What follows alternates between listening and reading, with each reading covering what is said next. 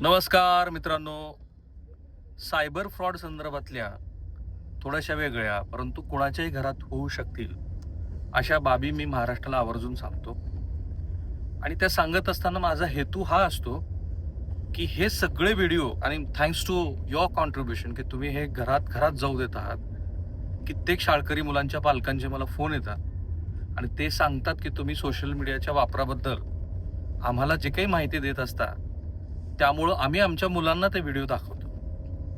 आता आज सायबर फ्रॉडचा जो नवीन प्रकार मी तुम्हाला सांगणार आहे पुण्यातला आहे. तर माझी तुम्हाला विनंती आहे की ज्यांच्या घरामध्ये उपवर मुली आहेत किंवा उपवर मुलं आहेत त्यांनी तर आवर्जून हे व्हिडिओ एकमेकांना शेअर केलेच पाहिजेत. पण अशा प्रत्येक पालकांच्या घरामध्ये जाऊ द्या की ज्या पालकांच्या घरामध्ये भविष्यात लग्नविधी सोहळे होणार आहेत. याचा अर्थ प्रत्येक कुटुंबाने अगदीच घाबरून जावं वगैरे अशी काही गोष्ट नाहीये, बाब नाहीये. फक्त तुम्ही हे समजून घ्या की हे सायबर फ्रॉडस्टर्स जे आहेत ना ते किती भयंकर आहेत. एखादा मुलगा की जो स्वतःला उपवर म्हणून सांगतोय तर तो पूर्ण आपलं कुटुंब खोटं उभा करू शकतो, पूर्ण खोटं कुटुंब. आणि मग त्याच्यातनं जी काही फसवणूक होती ती केवळ आर्थिक नसते, ती भावनिक असते. तो जो धक्का असतो तो भयंकर असतो. सो कहाणी आहे पुण्यातली ऑनलाईन मॅट्रिमोनियल फ्रॉडची, ज्यात प्रेम, विश्वास आणि विश्वासघात याचं एक जाटील असं जाळंच आहे. ते जाळं सुदैवानं त्या महिलेच्या लक्षात आलं की आपण त्या जाळ्यात अडकलोय. पण तोपर्यंत तिची किती रुपयांची, इनफॅक्ट किती लाखाची फसवणूक झाली होती ती बघा. ही घटना जितकी रोचक आहे तितकीच धडकी भरवणारी आहे. तुम्ही आता फक्त शांतपणे ऐका. ऑनलाईन मॅट्रिमोनियल प्लॅटफॉर्मच्या अंधकारमय बाजूची ही घटना सुरू होते. ते एका 46 वर्षाच्या महिलेच्या सोबत पुण्यातल्या, ज्याने आपली पण प्रोफाईल तिने दाखल केलेली आहे. एक तिला तिथे प्रोफाईल दिसते. ही प्रोफाईल असते का बनावट वराची. जिथं या महिलेनं तो बघितला आणि तिने त्या पुरुषाशी संपर्क साधला. त्यानं स्वतःचं नाव सांगितलं विराज भोसले उर्फ युवराज भोसले उर्फ सतीश बुरुड. या आरोपीनं स्वतःला पण एक पुण्यातलाच मी रहिवाशी आहे असं सांगितलं. आणि सांगताना त्याने असं भासवलं की तो एक आदर्श पती होऊ शकतो, कारण सगळंच आहे त्याच्याकडं. छान कुटुंब आहे, छान असा फ्लॅट आहे वगैरे. आता ह्या ऑनलाईन विवाह संकेतस्थळावरून ओळख झालेल्या ह्या तरुणानं विराज भोसले उर्फ युवराज उर्फ सतीश अशी जी बुरुड म्हणून ओळख करून दिली, त्याच्यात त्यांना एक बनावट कुटुंब उभा केलं. त्या महिलेचा विश्वास संपादन करण्यासाठी त्याला सांगितलं की माझे वडील IPS ऑफिसर आहेत, आई फिजिओथेरपिस्ट आहे, बहीण परदेशात शिकते आणि स्वतः एक तो स्वयंसेवी संस्थेचा अध्यक्ष आहे. आता इथपर्यंत पण ठीक आहे. पण यांनी काय केलं, वेळोवेळी या महिलेनं ज्या वेळेला ह्याच्या कुटुंबामध्ये फोन केला त्या वेळेला ह्या कुटुंबातल्या सदस्यांची त्यांना बोलायला सांगितलं त्या महिलेला. सो हा एकटाच बनावट नाहीये, संपूर्ण कुटुंबच बनावट त्याने उभा केला. आता विश्वास दृढ झाल्यानंतर आणि किंवा तो दृढ होण्यासाठी फोन कॉल्स, गोड बोलणं, मग भविष्यात आपण असं करू वगैरे असे सगळं सांगणं. आणि मग ती महिला पूर्णपणे मानसिकदृष्ट्या ह्याच्या प्रेमात तर आहे किंवा हा विवाह करणार आहे ह्या पूर्ण विश्वासात आहे.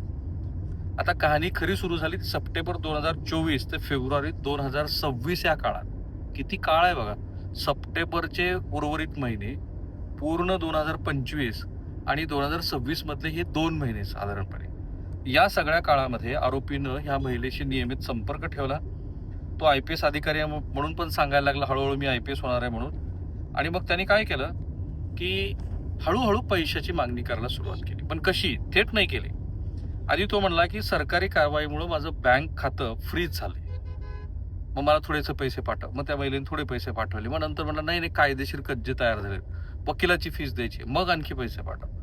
मग नाही मला असंच झालंय, माझ्या वडिलांचा आजारपण आहे असं, कारण ह्या वातावरणात फारच त्रासदायक आहे, वकिलांची फीस, मेडिकल खर्च, रिलेटिव्हच्या सेटलमेंट, असं करत करत आणि त्या महिलेवरती दबाव आणत जे FIR मध्ये लिहिलेलं आहे त्याप्रमाणे थोडके नाही 62 लाख रुपये या महिलेकडनं या बनावट वराने घेतले. Never ever meeting once. एकदा सुद्धा त्या दोघांची भेट झालेली नाही. Can you imagine? तुमचा विश्वास बसू शकतो? कुठला असा व्यक्ती असेल? आणि आता त्या महिलेला किती दोष द्यायचा, ती कुठल्या परिस्थितीमध्ये राहते मला माहिती नाही आहे, तिची भावनिक त्यावेळेची गरज काय होती ते मला माहिती नाही. कारण मी अशा 85 वर्षाच्या 90 वर्षांच्या वयोवृद्धाला भेटलोय पुण्यामध्ये की ज्यांच्या कुटुंबातले सदस्य IT कंपन्याचे डायरेक्टर आहेत आणि यांच्या खात्यात किती पैसे जावे? 8.5 कोटी रुपये. हे कदाचित भारतातल्या सगळ्यात मोठ्या फ्रॉडचं एक प्रकरण असू शकतं. त्या केसमध्ये आणि ह्या केसमध्ये एकच साम्य आहे, ते आहे भावनिक गरज. मला कुठेतरी व्यक्त होण्याची भावनिक गरज, आणि त्या गरजेची पूर्तता नाही झाली की मग ज्या बनावटवाराला आपण कधी बघितलंच नाहीये त्याच्यावरती विश्वास ठेवून 62 लाख रुपये देण्या इथपर्यंत लोकांची मजल जाऊ शकते. आता संशय कधी आला? जेव्हा महिलेनं प्रत्यक्ष भेटीची मागणी केली. तिला आता वाटलं की इतकी वर्ष, सप्टेंबर 2024 पासून सुरू आहे, सो लेट्स मीट. दर वेळेला हा काही ना काहीतरी कारण करून तिला कारण सांगायचं आणि तो काही भेटायचाच नाही. आणि शेवटी जेव्हा त्याच्या हे लक्षात आलं की आता हे तिचं भेट मागणं हे वाढतच चाललंय, साधा उपाय, त्यांनी सगळे संपर्क तोडले. फोनवर उत्तर द्यायचंच नाही, नंतर तर त्यांनी फोनच बंद करून टाकले, किंवा त्याचे जे कथित नातलग होते ते तिला अपमानास्पद बोलायला लागले, आणि त्यांनी नंतर त्यांना धमक्याही दिल्या. नंतर मग अशा धमक्या दिल्या की तुझ्या जीवाचं बरं वाईट काय करेल. आता याही महिलेकडचे जेव्हा पैसे संपले आणि आरोपीनं उत्तर देणं बंद केलं, कॉलचा संपर्क तोडला, त्याच्यानंतर मग ही महिला पोलिसांमध्ये गेली. पुण्यातल्या चंदननगर पोलीस स्टेशनमध्ये हा गुन्हा दाखल आहे, ज्याचा FIR मी वाचतोय आणि आता तपास सुरू आहे. त्या महिलेचे शब्द आहेत, त्यानं मला लग्नाच्या स्वप्नात गुंगवलं. मी त्याच्या कुटुंबाला एकत्र आणण्यासाठी मदत केली, कारण मी विश्वास ठेवला आणि हे सर्व खरं आहे. आज मी आर्थिकदृष्ट्या तुटलेली आहे आणि भावनिकदृष्ट्या उद्ध्वस्त आहे. त्याच्यानंतर पुढे पोलिसांनी जो नेहमीचा ॲज युज्युअल इशारा असतो, पोलीस तरी काय करणार? शेवटी तुमच्या घरातल्या मोबाईलमध्ये पोलीस येऊन काही नाही करू शकत. आपण कितीही म्हटलं की पोलिसांनी ढमकं करावं, अमकं करावं, अरे तुम्ही काहीतरी सारासार विचार करणार आहात की नाही? आणि शेवटी मग आता पोलिसांनी वेगवेगळे 3 गुन्हे दाखल केले. त्याचे IPC कलम BNBचे मी वाचन दाखवत नाही, पण आरोपीनं अनेक बनावट ओळख वापरल्या किंवा ओळखी वापरल्या, वेगवेगळ्या खात्यामध्ये पैसे ट्रान्सफर करून घेतले. एकट्या व्यक्तीचं नव्हे, तर हे संघटित गुन्हेगारीचं कृत्य आहे, असं त्या पोलीस स्टेशनचे वरिष्ठ पोलीस निरीक्षक निलेश बडाख यांनी म्हटलंय. आता मग नेहमीप्रमाणे याच्यात काय करता येऊ शकतं, RBI can play a role वगैरे वगैरे अशा सगळ्या गोष्टी आहेत, पण हे over the period of time झालेले ट्रान्झॅक्शन्स आहेत. RBI काय जगातली कुठलीच बँक ह्याला काही करू शकत नाही, फक्त तुम्हीच करू शकता, आणि ते तुमच्याच हातात आहे. So be aware. तुम्ही स्वतः सजग राहा, ह्याच्यापासून दूर राहा.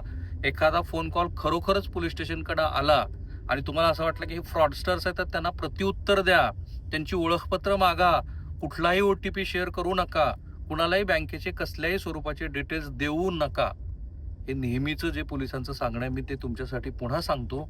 आणि अशा ज्या सायबर बुली आणि सायबर फ्रॉडस्टरच्या गोष्टी आहेत, अनफॉर्च्युनेटली म्हणा, फॉर्च्युनेटली म्हणा, मी भारतातला पहिला रिपोर्टर होतो की ज्यांनी मलेशिया, थायलंड या देशाच्या पलीकडे असलेलं एक असं जग, की ज्या जगामध्ये हे सायबर स्लेव्स महाराष्ट्रातनं, भारतातनं घेऊन जात आहेत, आणि त्या ठिकाणी त्यांना एकच काम करायला भाग पडतायत की खोट्या बनावट ओळखीच्या आधारावरती भारतातल्या तरुणींना, वयोवृद्धांना, ज्येष्ठांना संपर्क साधून त्यांच्याकडचे पैसे उकळवणं. सो ते सगळे भाग माझ्या नावावरती तुम्ही सर्च केले तर तुम्हाला सापडतील, सायबर स्लेव्स नावाने.